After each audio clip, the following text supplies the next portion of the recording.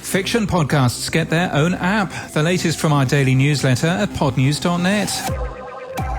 Apollo is a new podcast app just for fiction podcasts. Boasting a human-curated library of more than 7,500 shows, it promises shows sorted by season and episodes in the correct order. And it's launched in beta for both iOS and Android. We think it's a great example of a niche podcast app that could help raise the profile of fiction podcasting and perhaps lead to new business models too. Triton Digital's January podcast report for the US tells us that US podcast listeners downloaded 4 podcasts a week on average. NPR News Now is the new number 1 podcast. SXM Media remains number 1 for publishers.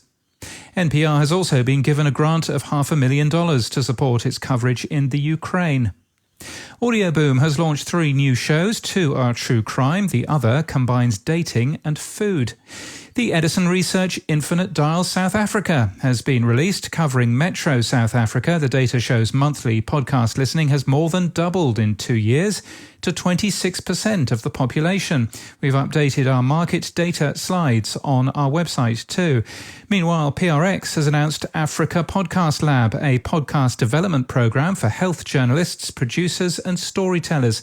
Participants are from Kenya, Nigeria and South Africa.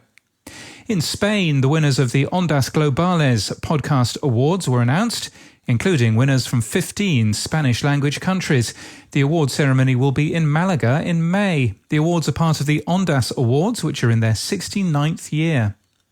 In Ireland, podcasters The Two Johnnies, who became Spotify exclusives in June, began hosting the national RTE 2FM afternoon drive show on Monday.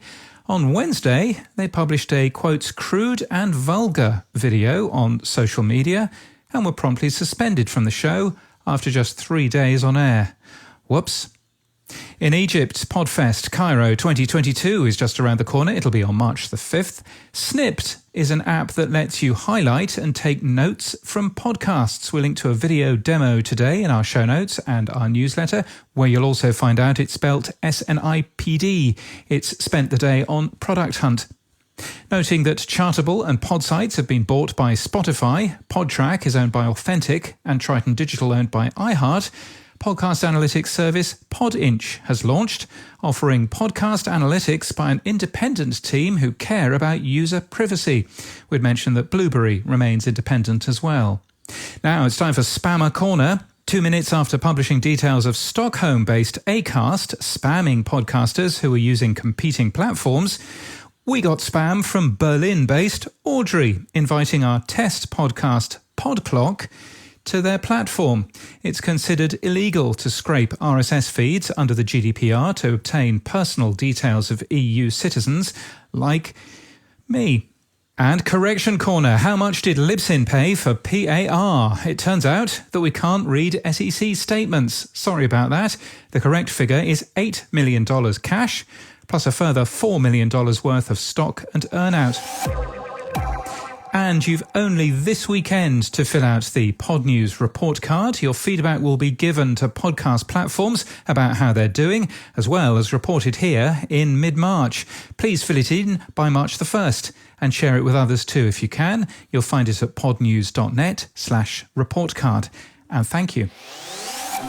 And in People News, Ashley Carman is to leave The Verge and Hot Pod, whatever that is, and will join Bloomberg next week. She's been writing some excellent stories about podcasting over the last few years. The Hype House from Hell was our favourite. You'll find it linked in our show notes and our newsletter. Good luck, Ashley. And Ryan Ladisa has been appointed VP of Sales for DAX in Canada. He was at Media Monks. And in podcast news, Looking Forward has the first of a 2-part series on the future of radio, with Jeff Ostroff talking to James Cridland, a radio futurologist and commentator about the medium. He's also, well, me. The Guardian's Politics Weekly podcast has split into 2. Politics Weekly UK, now hosted by John Harris, is now every Thursday and will feature expert commentary and analysis with a unique take on the latest goings-on in Westminster and across the UK. And The Guardian's Politics Weekly America, formerly Politics Weekly Extra, launches today with Jonathan Friedland and guests from across the US analysing the latest in American politics. And that's the latest from our newsletter. To read all the stories in full and subscribe for free, we're at podnews.net.